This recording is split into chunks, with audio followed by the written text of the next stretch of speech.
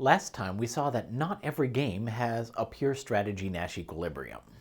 But the reason our equilibrium concept is named after John Nash is that he's the one who proved, around 1950, that every finite game has an equilibrium. So that means any game that doesn't have an equilibrium in pure strategies must have an equilibrium in mixed strategies. And so, to predict behavior in those games, we need to define a mixed strategy Nash equilibrium and figure out how to identify one. The basic definition of a profile where everyone is best responding is identical to the definition we had last time, except that now we're talking about mixed strategy profiles. And so, when we talk about a best response, we need to be thinking in terms of opponents playing mixed strategies and when a player is willing to respond with a mixed strategy of their own. To make this a bit more concrete, let's consider this example that gives a simplified model of a penalty kick in soccer.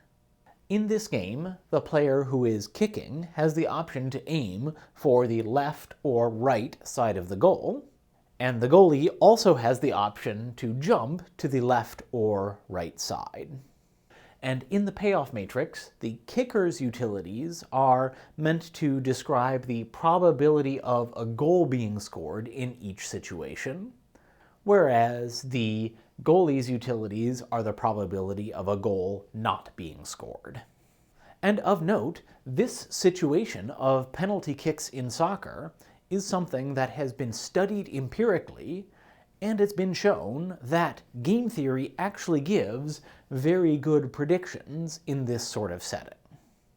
But when we inspect the payoff matrix, we find that none of the outcomes is a pure strategy Nash equilibrium, which makes sense because for any pure strategy profile, one of the players wants to switch their action. If they're both going to the same side, the kicker wants to switch, and if they're going to different sides, the goalie wants to switch. So if there's no pure strategy equilibrium, we're going to predict that the players will follow some mixed strategies, but now it's up to us to figure out what probability they each use to randomize between their available actions. In many of our examples so far, we've considered randomizing 50-50 between the options, but there's no particular reason we have to stick with a fair coin. The players could absolutely randomize with some other distribution like 80-20. So let's start by considering the possibility that the goalie is going to randomize with 80% probability that they jump left and 20% probability that they jump right.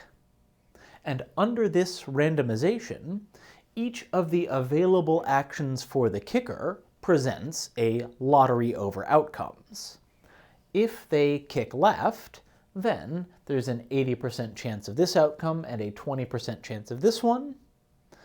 And likewise, if they kick right, there's a randomization between these two outcomes. And so we can compute their expected utility in either case. So the expected utility of playing kick left when the goalie randomizes like this is 0.8 times the utility in this outcome plus 0.2 times the utility in this outcome. And so the expected utility if the kicker plays this action is 0.42. We can do the same calculation for if they play kick right.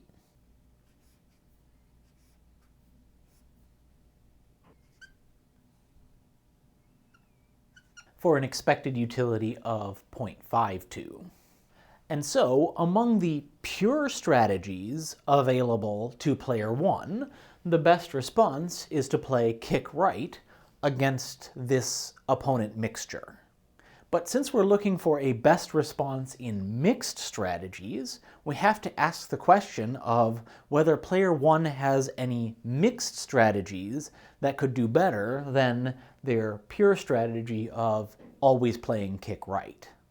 But the answer is no, because If we take any probability away from kick right, we'll have to be putting it on kick left, which means we'll be getting more of this lower expected utility and less chance of the higher one.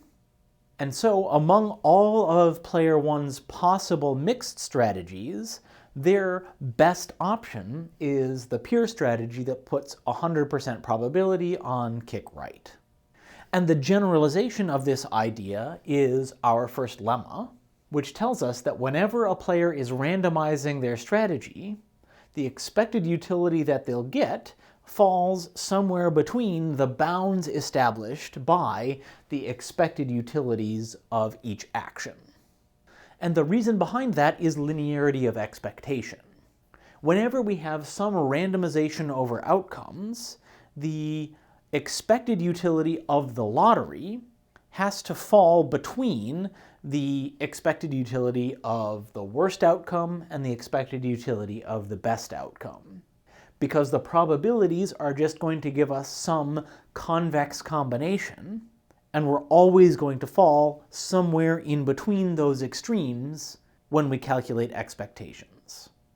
So this means whenever we figure out the expected utility of two different actions against what the opponents are doing, if those actions have different utilities, then the best thing to do is to put 100% of your probability on the better action. The best response is a pure strategy. And therefore, the only time that a best response can be a mixed strategy is if the expected utilities are equal. So that immediately tells us that a 0.8.2 randomization can't be part of a mixed strategy equilibrium for this game, because player one's best response to that mixed strategy is to play a pure strategy, and we know that the best response to player one playing the pure strategy kick right is for the goalie to play the pure strategy jump left. Meaning that if we want to find a mixed strategy Nash equilibrium, we're going to need to find the probabilities that make it so every strategy the opponent has is a best response. Which leads us to our next lemma, which is that a mixed strategy is a best response if and only if the actions that it plays with non-zero probability are all best responses themselves. So you're only willing to randomize as a best response if the things that you're randomizing between are equally good, and if those things are equally good, you're perfectly happy to randomize. To prove this lemma, which is an if and only if statement, we could start with the forward direction, where we would suppose that all of the actions in the support, that's all the ones that you're playing with non-zero probability, are best responses. And if they're all best responses, then they must all have the same utility. And so, if you randomize among them, your expected utility will be that same value. And so any mixture whose support is that set of actions will also be a best response. Then for the other implication, we could suppose that we have some mixed strategy that's a best response, but that one of the actions it's playing isn't a best response. And if one of those actions isn't a best response, then it must have lower utility than the mixture. And so we could improve our payoff by decreasing the probability on that action, meaning our average utility would go up. And so if we can do better, then the mixture wasn't a best response.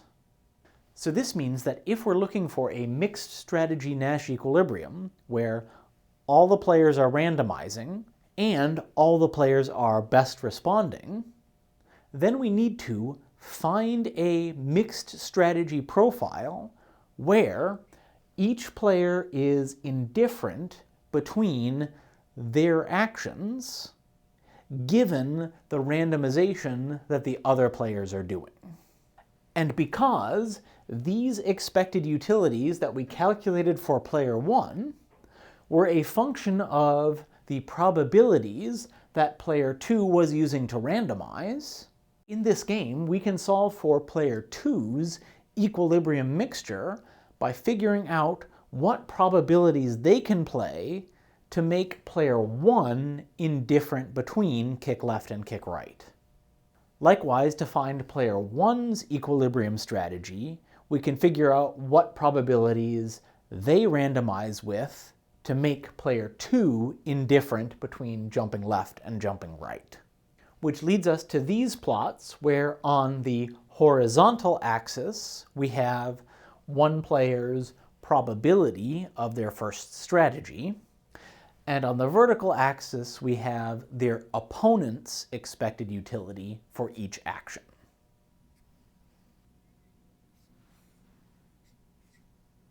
In this plot, we are trying to solve for the goalie's probability of jumping left, and 1 minus that will give us their probability for jumping right. If the goalie plays a 100% probability of jump left, then the kicker knows that we are always in this column, and so the kicker's utility is 0.6 if they play kick right, and 0.3 if they play kick left. But when the probability of jump left is 0, then the kicker knows that 100% of the time we are in this column, and so kick left gives them a payoff of 0.9, and kick right gives them a payoff of 0.2. In between these extremes, as the goalie is increasing the probability of jump left, we are increasing this probability in both of our expectations and decreasing this one, but these expectations are both a linear function of this probability, and so we know that in between the extremes, player 1's expected utility will vary linearly. If we check this against the utilities we've already calculated, when the probability of jump left was 0.8, our graph shows us a payoff of around 0.4 for kick left and around 0.5 for kick right.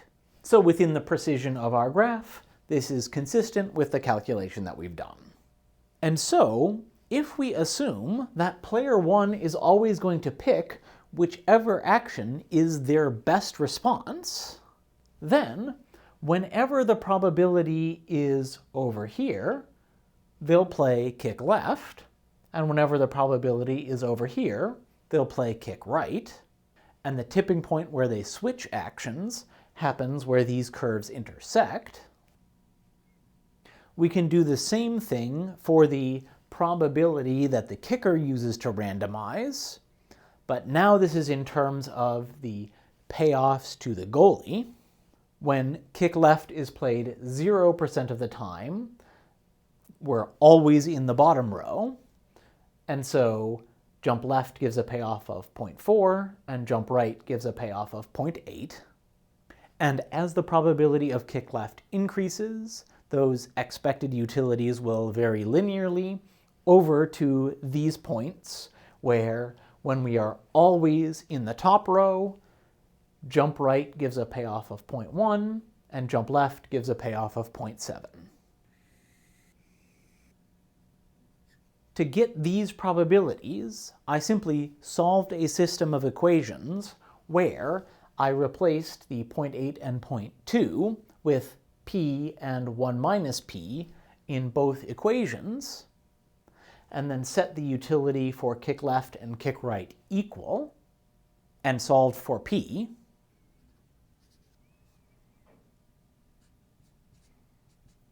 When we solve for p, we get 0.7, and when we set up the analogous equation for player 1, we get 0.4. But now we should double check that these strategies, where the kicker randomizes 0.4, 0.6, and the goalie randomizes 0.7, 0.3, constitute a mixed strategy Nash equilibrium. So we need to verify that both players are best responding, which means we need to calculate expected utilities.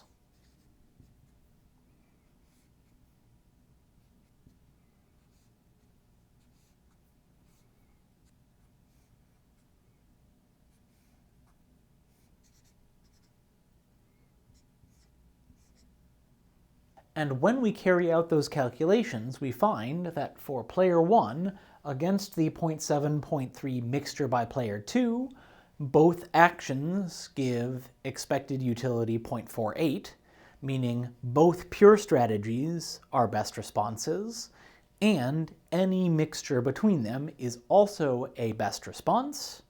And so, among those best responses, playing 0.4, 0.6 would be a best response for player 1, and so they're willing to do that. For player 2, against 0.4, 0.6, they get expected utility 0.52 from both of their actions, which means that they are indifferent between the pure strategies or any mixture between them, and in particular, they are perfectly happy to play the 0.7, 0.3 mixture, and both players are best responding, so we've found a mixed strategy Nash equilibrium. But in this example, each player had exactly 2 actions, and so it was obvious what they should randomize between. But what if a player has more than 2 actions? Well, in that case, any subset of their actions might potentially be in the support of their mixed strategy. And we have to separate out the actions that are in the support from the actions that are not in the support, and any actions that they're playing with non-zero probability have to be best responses for them to be willing to mix randomly between them, and any strategies that are not in the support, that are being played with probability 0, have to have a weakly lower expected utility. Because for the mixture to be a best response, there can't be some other action that would give a higher payoff. And so to see this claim in action, and what it looks like to mix between a subset of the strategies, we can modify this game to one that includes an additional action for each player. If the kicker thinks that the goalie is always going to either jump left or jump right, one option they might consider is kicking straight down the middle. And of course, if the goalie thinks it's a possibility that the kicker will shoot straight, then they'll also consider the option don't jump, where they just stay in the middle.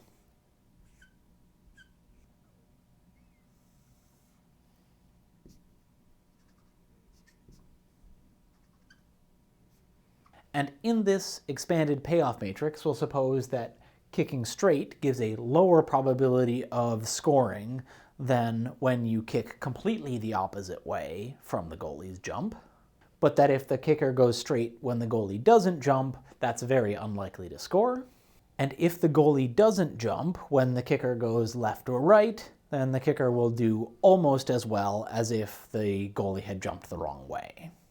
And our first thought towards finding a mixed strategy Nash equilibrium of this game should be, does the profile we've already found carry over? Are both players still best responding? Well, now the mixed strategies need to specify probabilities for 3 actions, but if both players are using the same strategy, then we can just put a probability of 0 on the 3rd action. And since these probability distributions put no weight on the last row or the last column, we will get exactly the same distributions over outcomes we had before, and the expected utilities we've already calculated are still valid.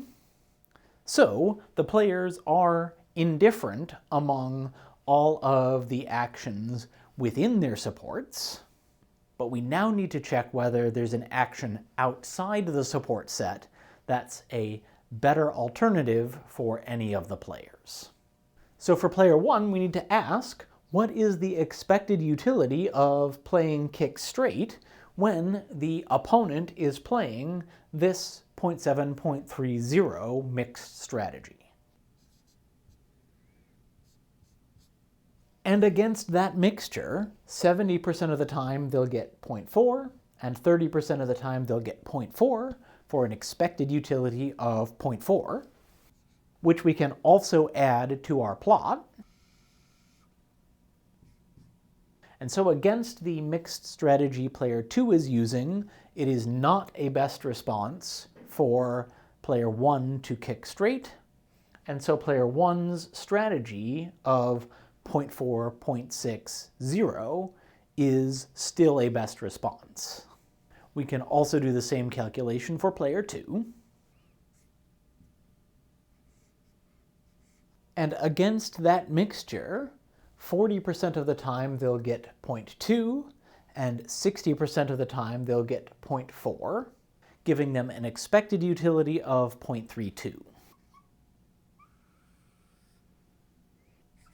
So for player 2, it is also the case that their new action is no better than the mixed strategy they were already playing, which means that both players, since they're indifferent between the actions they're randomizing over, and their mixed strategy is at least as good as all of the things that they are not playing, we know that both players are best responding, and so this profile of strategies, where player 1 plays 0.4, 0.6, 0, and player 2 plays 0.7, 0.3, 0, is a mixed strategy Nash equilibrium of our 3-action game.